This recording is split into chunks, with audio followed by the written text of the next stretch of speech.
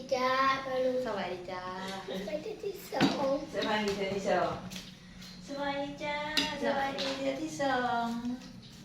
แม่ก็คือเก่าอยู่ทั้งหลังกล่องอีกคือเก่าทั้งหลังหูคือเก่ากินง่ายๆสบายส่งให้น้องไปซิวๆตามให้ลูก ปกติเลยกินมีเนาะ ใช้จะให้กระมักเนี่ยแม่เป็นคนอยากซื้อให้เนี่ย โอ้มันเสียแล้วนี่เลย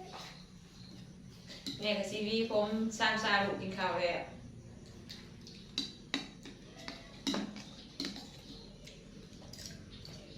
ลูกสามแม่ลูกพี่น้องเลย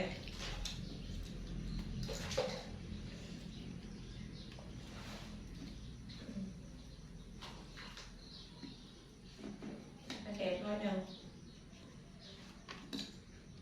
วันนี้วันจันทร์ได้ไหมได้เจ้าจะนอนท่านก็ลงทุ่งไงลูก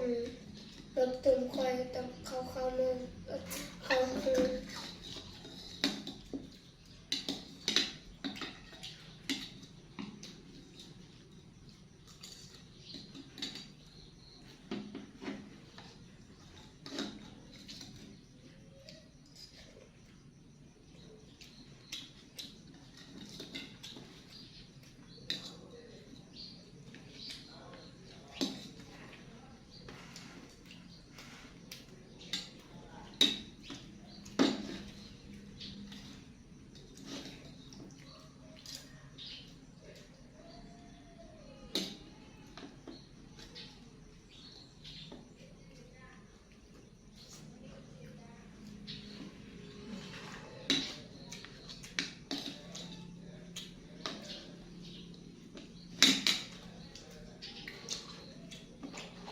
พวกปลาลูกกินข้าวให้เจ้าเลย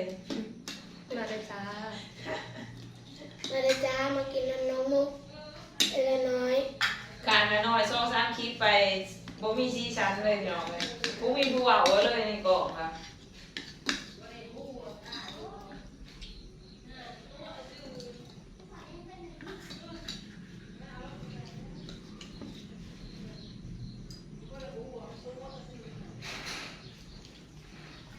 คือบอมี่ เสียงบ่มี ตากินน้องก่อน สอง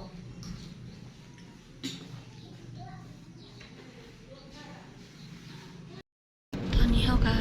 เดินทางไปห้องเรียนเลยจ้า เดินทางไปโรงเรียนนี่เนาะ แปลง อยากไปส่งลูกแล้วสิไปหาล้างรถก่อนส่วงหลังๆนี่ฝนตก รถเปื้อนแห้ง แมนจ้า บก มือนี้แดดออกเลยมือนี้ แต่นี่พอดีได้กับซักเครื่อง3-4 มื้อฝนตกฝนลิ้นเลยบ่ได้ซักเครื่องซักหยังเลย แมน มื้อนี้แหละสิซ้ำอันหานลิเกขึ้นแล้วแถวแคมหัว หลังจากที่ไปส่งลูกแล้วก็สิพาล้างรถพี่น้องเด้อว่ารถเปื้อนแห้งของเพิ่นก็อยู่ในไกลใก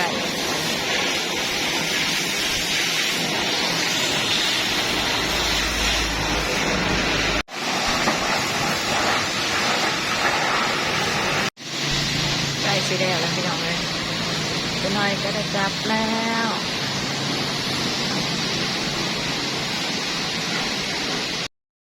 กันแล้วที่จะสิจับกันแล้วพี่น้องอะไรเนี่ย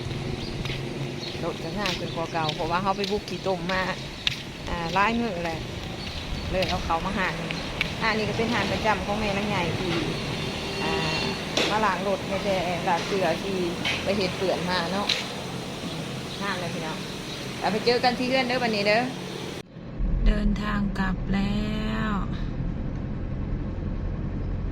อยู่คนเดียวอีกเลยพี่น้องเอ้ยเงียบเงาเศร้าซึมสิแวะซื้อของกินในตลาดก่อนครับพี่น้องมาขอเทื่อนเลยพี่น้องหลังจากที่มาจะส่งลูกไปล้างรถแล้วก็ไปซื้อของกินแล้วนะคะต้องมาเกลือปลาให้พ่อก่อนเนาะแม่ซื้อหัวอาหารมาให้ป้าก่อนเพราะว่าบ่ได้ไปเอาปวกพี่น้องแต่อ้วนก็ไปโรงเรียนแล้วมื้อนี้ เวลาถามวันเสาร์วันอาทิตย์แต่อ้วนนั้น กัน พาเขาเฮียนหมดแล้วจังสิได้ปวกกินนี่ป้าเพิ่นถ้ากินอยู่เลยหัวอาหารเบิดตะอ้วนบอกว่าใช้หัวอาหารจิเกลือป้านี่ว่ะหัวอาหารเบิด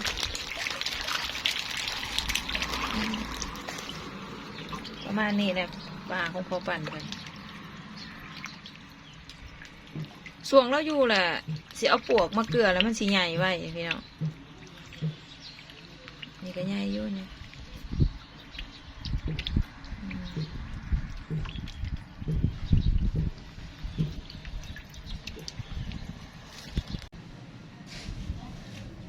สบายดีพี่น้องสบายดีหลบ2หลบ3เลยมาหลังจากที่ทำธุระไปเห็นหันเห็ดหนีแต่เสาเนาะพี่น้องเนาะกิจกรรมของแม่นางใหญ่แต่ละมือก็มีแต่ประมาณนั้นแหละพี่น้องไปส่งลูกเกลือปลากวดทิ้งเอาไปตองแค่นี้เลยมา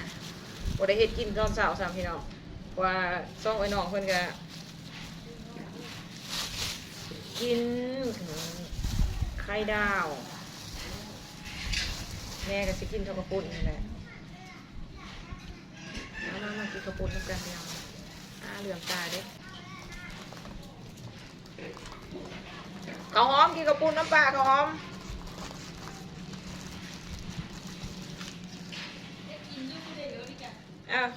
บริเฮ็ดกินซ้ำเนี่ยว่าบริเฮ็ดกินซ้ำมาแต่เนี่ยไปล้างรถแล้วช่วยเขาแล้วแวะซื้อกระปุ่นเขากินเอามา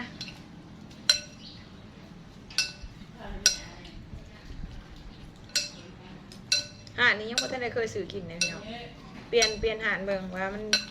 รสชาติมันสิคือกันกับหาดที่เขาเคยกินบ่ถ้าแซ่บก็เทื่อหน้าก็เปลี่ยนหาดเนาะ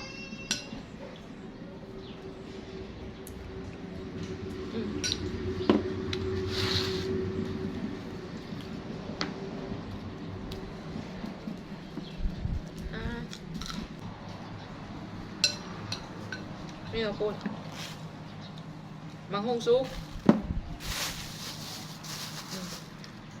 มังฮงซุกช่วงนี้ราคามันผ่อนพี่น้องเลยก็เลยว่าส่วนนี้ช่วงนี้ก็สิเห็นโทกินมังฮงราคามันถือแน่พี่น้องเลยราคามันสิถือกว่าบางไม่แนวอื่นกระลูกก็มากินแน่มันหยำง่ายบอกในไรเขาจะ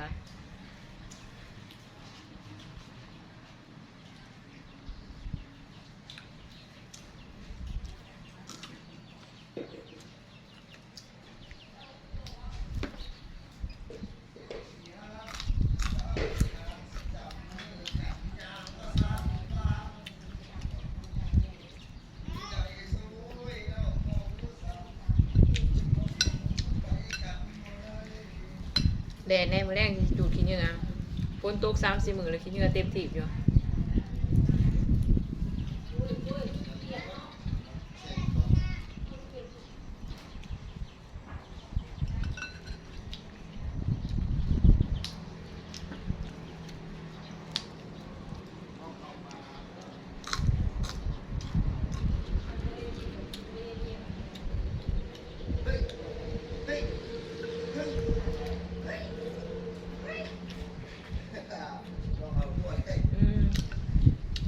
รีบพี่น้องเลย